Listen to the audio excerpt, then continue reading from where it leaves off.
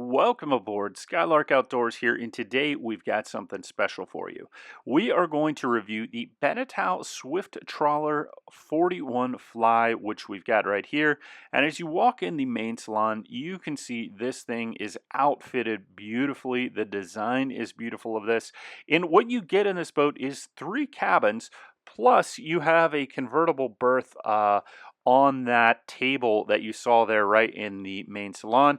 Now, this is the price as of 2024 for this particular boat at the Bay Harbor Boat Show in 2024. So, depending on what options you get and what you choose to do with your boat, you're going to have maybe a little bit different pricing. As well as time goes on, these things might go up or down in value.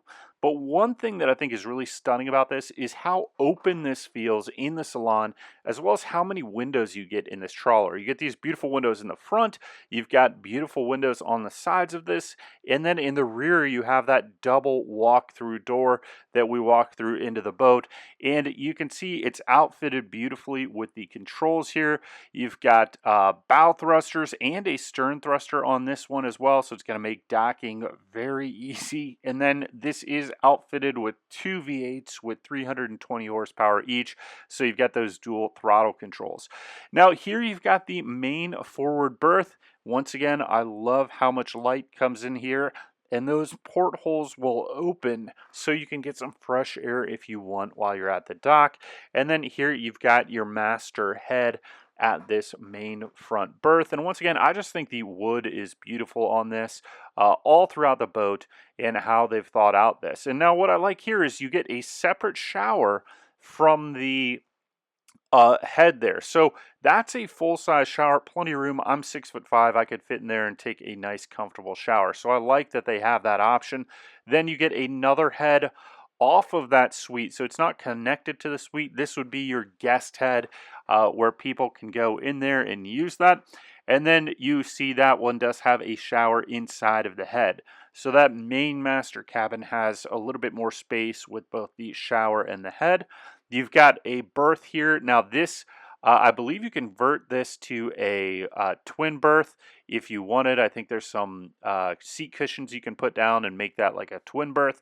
And then you've got another berth right here. This would be like a full-size or queen berth. Definitely comfortable for 2 people, no problem.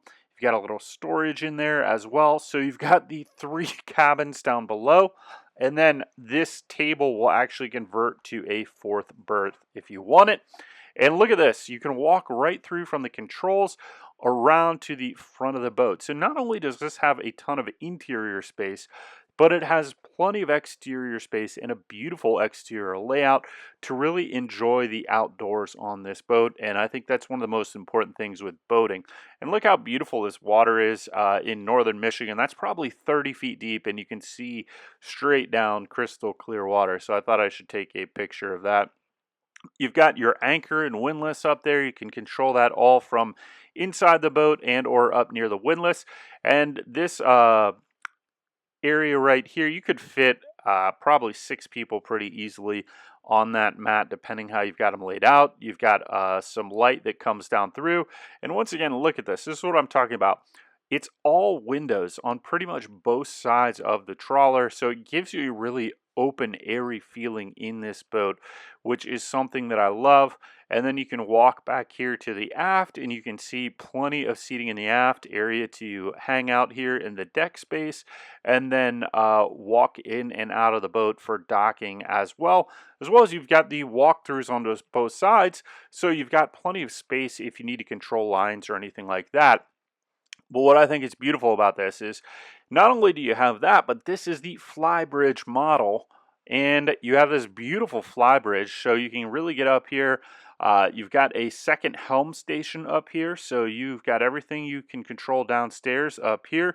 Throttle controls, thruster controls, as well as you've got your GPS, navigation, chart plotter, all that stuff up here.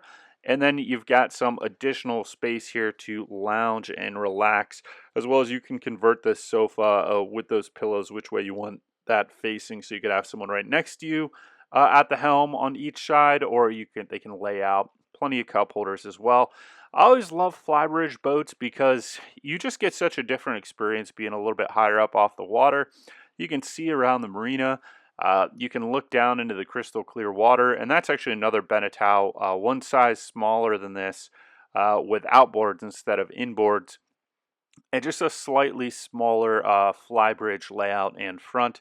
But it just gives you a whole different feeling up here. On a nice day, there is nothing like cruising a boat from the Flybridge, from the Tuna Tower, or if you're on a Hatteras up above, just feels nice. Gives you a whole different perspective on things. And you can see, once again, here's those rear windows and doors. And this actually has pretty good steps and railing to get up there to that Flybridge, which is fairly impressive. And then you do have that nice galley area over there to the left. Everything you could need in a galley, and plenty of storage in this main salon, both vertically and down on that lower counter. Uh, for this, I can definitely see it being comfortable for two people, long-term trawler cruising, as well as you can have plenty of guests on this if you just want a day cruise. On a nice day, you're going to be able to fit as many people as you want for the most part on this boat, and it's not going to feel too crowded because you've got the Flybridge space, the front space, the rear deck space. I bet on the Flybridge you could probably fit 4 to 6 people and it would feel pretty comfortable. You could fit 6 people up front, you could fit 6 people in the rear and some people inside. You could probably fit 15 to 20 people on this boat without it ever feeling too crowded. So in terms of what do you get on this boat, what are some of the specifications? They have the 3 cabins plus the convertible lounge berth, where you've got that tabletop up in the main salon. So they say that you have 7 person lodging. So you got the single berth we saw, the master berth, the double or queen berth down there. So that would get you to 5. And then let's say you have 2 people on that convertible berth upstairs. That gets you to your 7. It's 44 feet and 1 inches long, 13 feet and 11 inches wide. It weighs in at a whopping 24,332 pounds, has a 309-gallon fuel capacity, 3'9" draft, which is actually fairly shallow for this size boat. And then you've got a 19'1" air draft if you've got bridges coming out of your canal or wherever you're parking this and need to be aware of that. You have a 106-gallon water capacity, fresh water for drinking, showering, toilets, whatever you need. And then 2 320 horsepower V8 engines in here. It's got a 16-knot cruise speed and then a 24-knot top speed. And at cruising speed, you're burning about 18.5 gallons per hour on the engines, and they claim a range of 967 miles. And the claim they make on the website is that you can go to the Bahamas and back without refueling. And I guess it depends on what part of the Bahamas you're going to go to, but you could go pretty far deep into the Bahamas with a 967-mile range. So this is a true cruiser trawler. You're going to be able to go long range in this. I do wish the fuel capacity was slightly larger. Another 100 gallons would get you over that 1,000-mile mark, which is nice for larger passengers. You could also put fuel bladders on the aft there. There's plenty of room for fuel bladders, especially if you're just traveling with a couple people or you're doing a delivery on this. No problem. But 1,000 miles is a lot of range. That's going to get you a lot of places that you would like to go. But overall, what I like about this boat is just the layout, the openness of it. I like that you have plenty of indoor, interior, climate-controlled space, but then you've also got plenty of space on this boat where people can enjoy the outside on nice days. And I do like that it's walk around all the way on the boat. Sometimes these boats will sacrifice a little bit of space on one side where you don't really have a true walk around with a rail, and it's really only to be used for docking or something like that. But having the walk around on both sides is going to give you the ability to get where you need to go in docking conditions, no matter what side you end up docking this on. And then the Flybridge, I always think, is a cool thing on pretty much any boat. Just gives you a different feeling up there. And on a nice, calm day, the Flybridge just gives you a nice, different perspective. You really feel like you're in a sizable boat when you're up on the Flybridge. And if you're at the helm controlling it, you can see everything very clearly. Makes it really easy for navigation. You get a nice perspective. It's essentially like driving a center console then, when you're up on the Flybridge, just in terms of the visibility you have and maneuvering, especially when you start to get into tight anchorages or tight dockage.